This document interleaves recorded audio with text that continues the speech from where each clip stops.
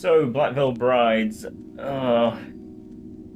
band has been hated for a fair few while, especially in their early years, for the way of their appearance. They would wear black nail varnish, they would wear a ton of eyeliner, but aside from that, they would wear black leather, fully studded up. They would paint themselves black, not fully, it's not like blackface or anything, but they would have black paint all over the place, and they had feathers and things, and it was very glam heavy. And in the 80s, that thing was kind of okay, but these days, they got a lot of flack for that. So Restitch These Wounds, the album we're discussing today, is a remake of the album We Stitch These Wounds, which was the first album released by Black Veil Brides in, I believe, 2010. Now, I've technically actually been with Black Veil Brides near the beginning. Like, they did 2 EPs originally, and then they did a single music video that was going to be on this album We Stitch These Wounds, called Knives and Pens. This is where I came in. So I was still in school. I was very young. I was probably around 15, 16. That would have been around the age I was when that thing came out. So I remember it clearly. I was in a playground at that age, because all the cool kids at that age still hang around in playgrounds at night when it's dark, because that's super hard and edgy. It isn't, I'm joking. And my mate came and showed me the video to see what I kind of thought, because I was still quite avid with music, although I was a lot more immature back then with my tastes, and a lot more acceptance of things. And a lot more kind of naive with what actually was talented and what was just basically, this sounds catchy, therefore I'm kind of getting lost in it. So, I liked the song. I liked Knives and Pens. There was Screamo in it, which I wasn't keen on, but aside from that, I liked the sound of Andy Biersack, the lead vocalist. I thought he had a good voice, and the song was catchy. I liked it. It was edgy in a way. So there was no album out. There was talks of an album coming out, so that was kind of it. A second single came out, Perfect Weapon. Now, Perfect Weapon, this was when things started getting a little weird, because in Knives and Pens, the band didn't really wear makeup. They had like probably black fingernails, but that was as far as they went. And then when Perfect Weapon came out, Andy has really long black hair. It's jet black. It's all puffed up and everything. He's got thick eyeliner with streaks going down his face. He kind of looks like a girl, which there's nothing wrong with it. It's a bit of a shock, and then a lot of people are just completely against it, because a man has to look like a man. Unless you bully them or, murder them, because that gives you the right to then do so, because people are, sad like that. I wasn't really that bothered. If that's what he wanted, fine. I didn't really care. I prefer him to look more normal, but it's his choice. I kind of cared about the music. Again, the screams were very heavy in there, and I didn't like it. Also, Andy's voice shifted, which I'll get back to later. But basically, long story short, I've been with them for a long time. I did not like We Stitch These Wounds. It was an atrocious album. It was garbage. People liked it, but I despised it because Andy's voice was shocking.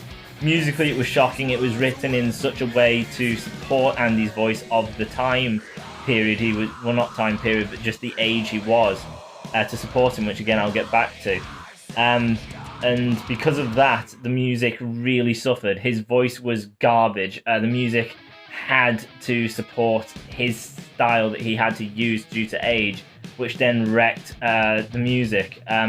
They redid Knives and Pens, and the album version is way worse than the actual earlier stuff when he was younger, because his voice was normal. He really wrecked his voice going into that album. The production was absolutely atrocious as well. I remember I actually downloaded the album illegally, and I thought, this is really bad. This must be a really bad download, something like the 160 kind of thing instead of 320. So I just shrugged it off, like, it's bad quality. It's why Andy sounds really bad. And I got 320. It sounded atrocious. I was listening on YouTube thinking maybe that's going to help. Sounds atrocious. I listened to it on different devices. Sounds atrocious. And I just stopped caring until their later album, Set the World on Fire, came out. Andy's voice amazingly improved. The instruments improved. It was a lot more musical. It was a change in sound, which was interesting. They still had the war paint and everything, which is what they call it, all the black and everything, and the leather.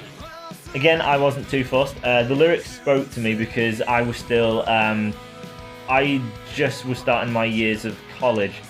So as a child, I got intense bullied. So Set the World on Fire, the whole album is about being an outcast and about being bullied and standing up and being strong, and all these outcasts being united to stand up against the enemy, which is the world just being against us. So it was kind of like an album written for me. I connected to it. Again, this was of the period for my age, which is why I connected. If I was to listen to it now, I wouldn't really connect with something lyrically like that.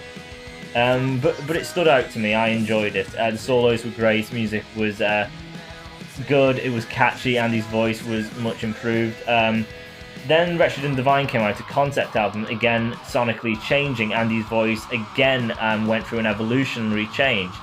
So you get a whole new voice from Andy. You get a whole new style. It's a concept album with a whole new mature sound to it, as well as more mature solos.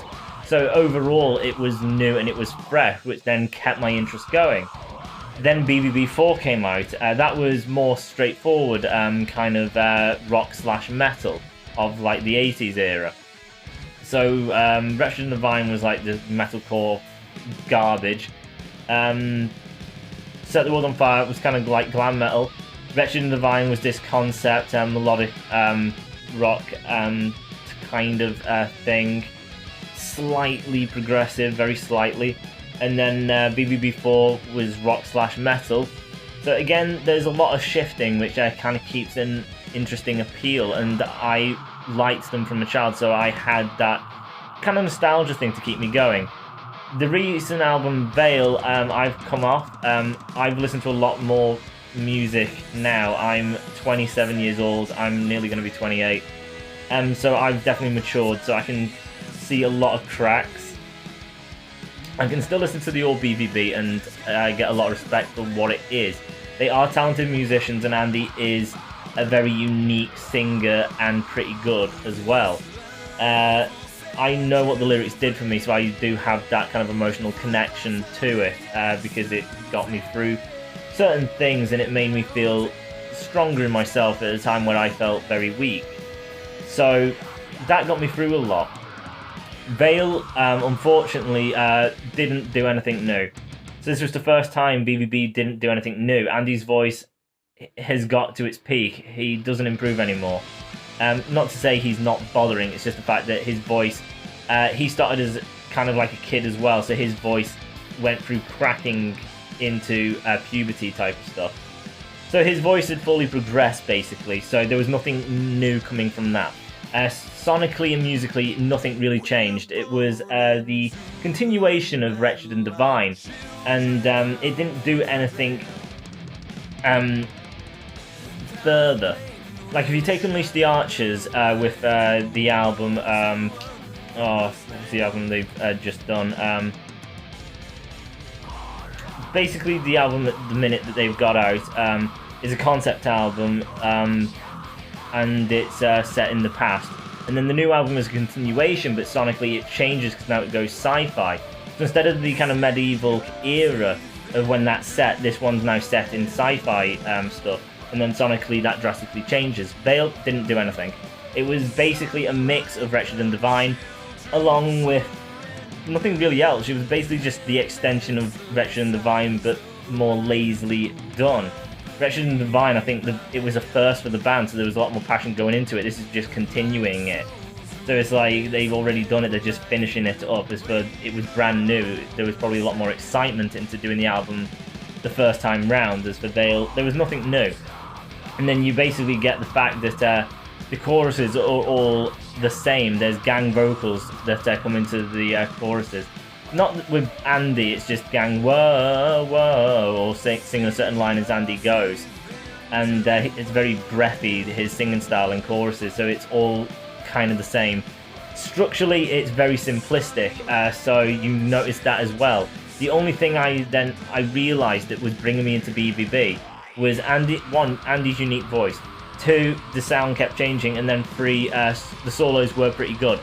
Other than that, I've heard Andy's voice now, so that's getting quite stale. The sound is now remaining the same through Veil, so that hadn't been going very far.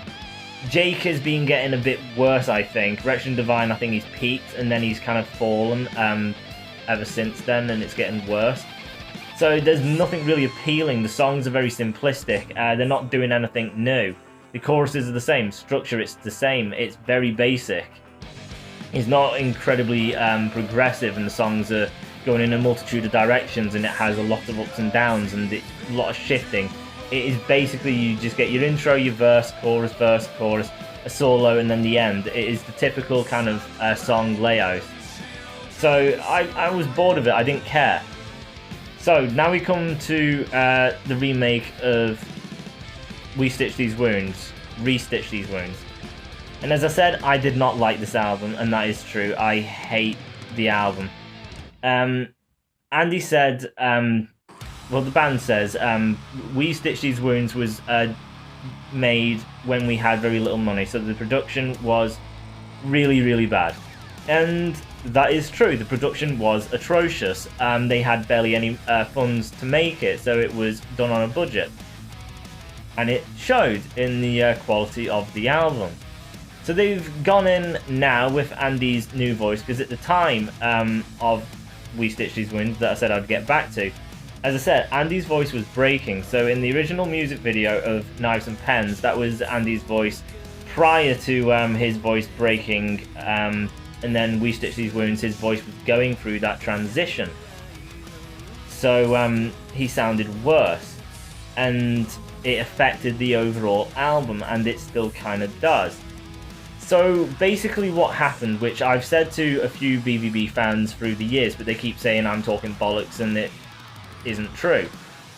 Which technically, it's not even me just saying it because this is what I think. Andy has actually said this on occasion. He doesn't always bring it up, but he has done through the years. He has done when he was talking in the era of Set the World on Fire. And then every now and then, throughout these years, he has mentioned this. Because his voice was breaking, if you're singing and you're singing in a wide range of tones and keys and things, it's going to cause his voice to break. So even though he can constantly go back and record it, going live to do this, if he starts singing deep, oh, and then his voice goes, oh, and then his voice breaks all the time, it's going to sound quite weird. So he had to basically monotone the entire thing, so his voice wouldn't show the breaks. Now, Andy is influenced by a lot of 80s glam metal and you know, just old music from like the 80s. So he's not really into modern music. He appreciates it, and he's probably gotten a bit more into it now, but he's definitely a kid of the 80s era of music. That's his big influence. That is what he's into. So another thing that Andy did come out and say was he had to make the vocals more interesting. And because his voice was monotone throughout the whole album, that is going to be incredibly boring. So he had to heighten it, he had to enhance it. So what he did was he screamed. And that was basically it. The music had to work in order for him to be monotone, so the music couldn't be doing all sorts of highs and lows and doing all these like massive key changes that would have to force Andy out of his comfort zone of one tone that he can be consistent with. So, obviously he's not of one single tone of one single note throughout. It is very slight fluctuations, but it's nothing like he can do deep notes and then really high notes, and his voice can have a really nice kind of flow with it, where he can sound cheerful and just at ease. With this album, he sounds so focused on just making sure everything's pronounced, and his voice is gonna carry everything. And then, as I say, musically it has to support that, and then with the screams and everything, the album comes across really, really bad. Now, I've said this to fans keep denying it, saying Andy's voice was absolutely incredible in We Stitch These Wounds. God, no, it is absolutely atrocious.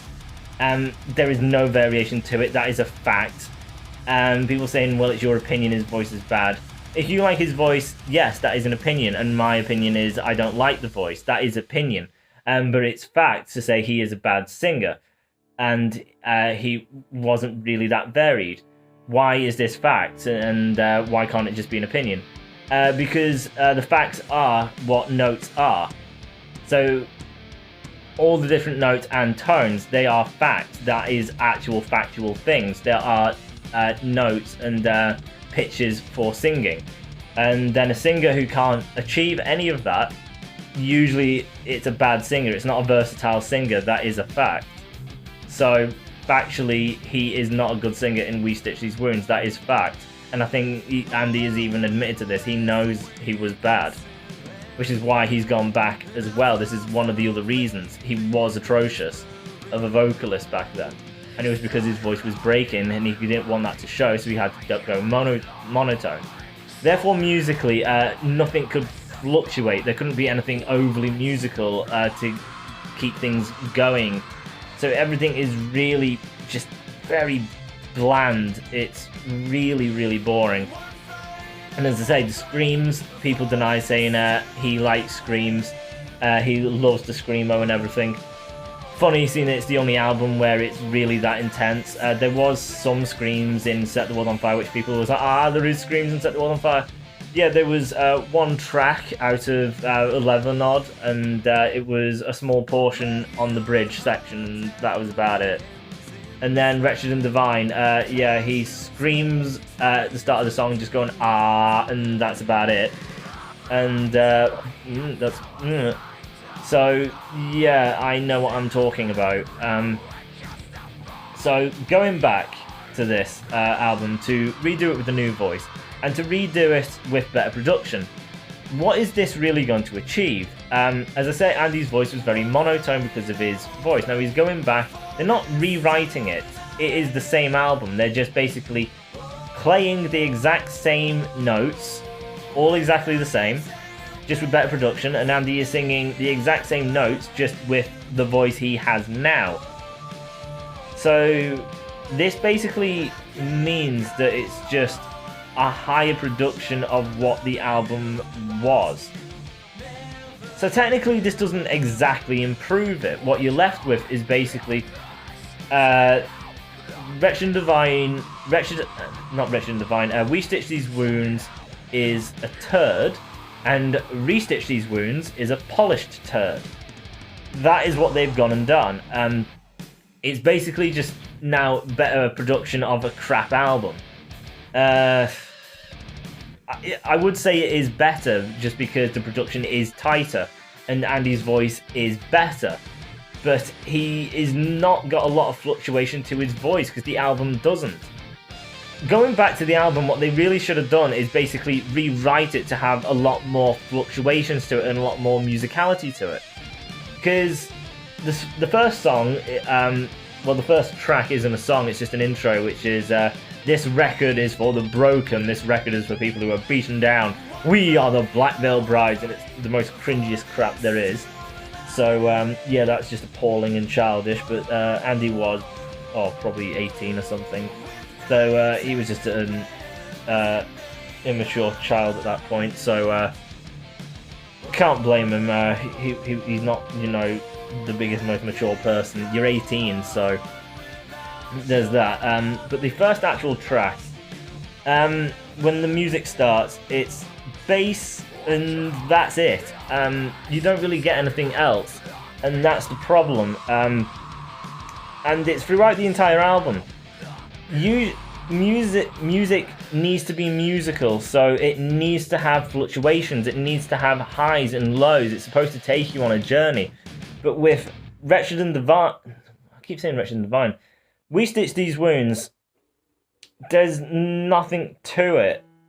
You don't get these amazing musical leads, and you don't get any clean, warm tones either. It's bass with a fair lot of gain, and that's it. There is no warmth to this album. There's nothing to it. I mean, if all the fans want to come out and attack me saying, oh, it's really warm, it's a really uplifting album, really, compare the sound of this to Set the World on Fire.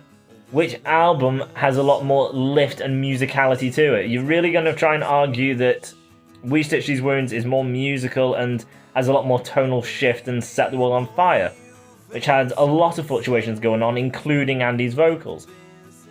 So let's get on to this. Andy's vocals, they're still appalling just because of how it was written. It was written to be basic, so alone at last we can sit and fight. I've lost all. I'm not even hammering this up. That is exactly it. So it has to be really slow, pronounce each word carefully, and monotone.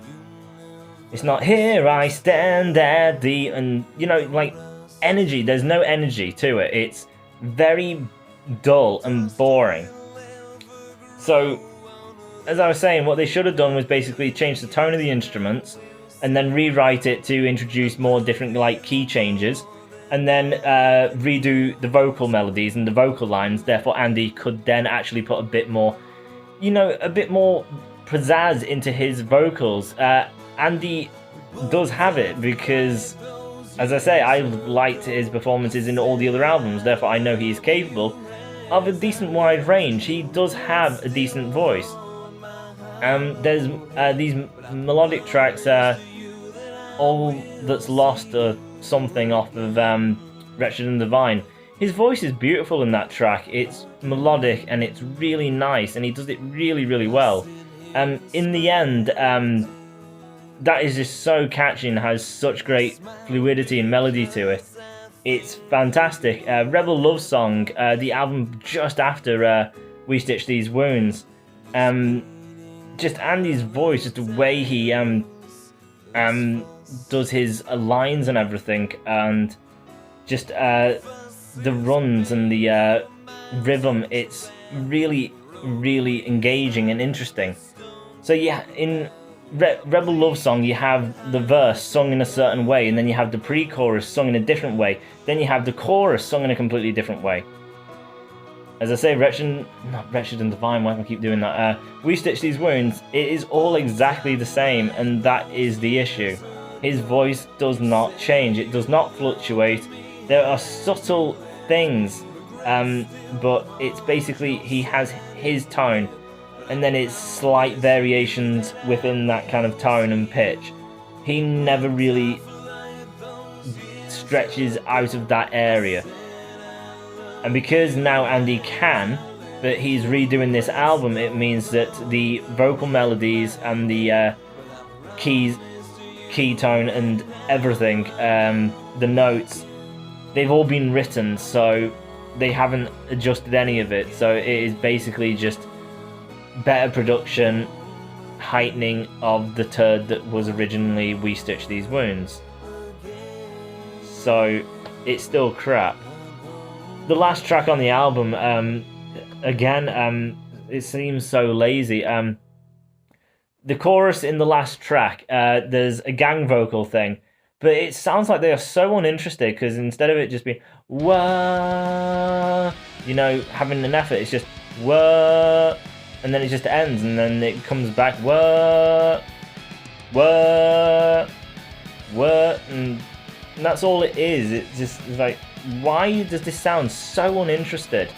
Like, if you really just single that, you know, gang vocals out of that last track, chorus, and just single it out by itself, it just sounds ridiculous. It is so silly, just the fact that there's no kind of energy about it. There's no fun.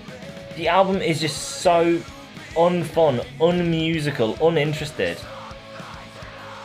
And then there is no melody, there is nothing musical about it, there is no fluctuations in tone. It's just bass heavy, the voice is so monotone, it's so dull. I've downloaded the album just so I could play it behind myself, and I'm going to delete it immediately because it's dreadful, it's absolutely awful. As I say, Andy's voice has improved, but it's basically just a decent voice that is being very monotone and not doing a lot with range. The solo is very technical, but as I said, it's mostly technical. Jake's peak was Wretched and Divine, because there was a bit of maturity in there. There was melodies and there was more kind of like catchy musical solos and then technical solos as well. So it was versatile with a lot of good showmanship. As for in this album, it is just a one-trick thing of basically just technicalities, and that's it. And as I say, the tone is absolutely atrocious. I know for this album they were playing BC Rich, which is a gobshite of a guitar to play. It is just cheap, tacky garbage. BC Rich is, for those who don't know, is a guitar which the typical body of a BC Rich is to have spikes all over it and have jagged edges and for it to be sharp and look metal as fuck. So you can kind of tell what kind of sound that's going to go for, which is to lose any warmth or melody at all. It is just going to be garbage of sound. And any proper, like, old, more elite guitar player or someone who really appreciates the arts of music will know that a BC Rich is a gobshite of a bloody guitar. And I think BVB finally figured that out because they've stopped using them. BC Rich actually made guitars for them, so they had their own signature guitar, but still they left BC Rich. And thank God, because the guitars suck and don't bring any warmth or anything organic sounding to the album. So as I said, this album, it's just a retread on something that was atrocious, because back then Andy's voice was breaking. They had to write it for it. There's screams in there which are atrocious. Andy doesn't even like screamo bands. That's not his influence. That's not where his passions lie. Tonally, from a musical standpoint, there is no warmth. There's nothing organic. There's no melody. There's no lifts. There's no beauty. It's just mud. That is it. Mud from start to finish. No musical melodic solos, just technical. Basic structure with a really, really crap vocal melodies. It's just really, really bland. And they haven't redone it, which technically that's what they should have done. They should have rewrote it to have better hooks and melodies and a lot more fluctuations in tones, because there's like zero. I'd say Knives and Pens has obviously gone back to sounding more like the actual music video prior to Andy's voice going through the breaking. So that kind of sounds way, way reminiscent of that. Just Andy with his young kid's voice to Andy with his now man's voice. That is the only difference. It's exactly the same. And then We Stitch These Wounds, just bloody awful. Absolutely atrocious sounding. So, putting the score on this album, the original is worse, therefore I will give that the point lower, which is going to be 2. It's just absolutely atrocious. There's no listenability to it whatsoever. You could get a few tracks, which is why it's not just a 1, it's a 2. I don't like it. I can put up with the last track, and then Knives and Pens brought me into it, so it has that little kind of connection. Other than that, garbage. This will be a 3, just because it has been polished up and Andy's voice has been better, but it's still the same album and not really touched and enhanced. It's basically just gone back with the high production, and Andy has a different voice, but that doesn't change the vocal melodies that were written and the pitch and tones. He's just singing it again exactly the same, just with his new voice. That's not gonna make it any different. So it's it's garbage. I would never listen to this again.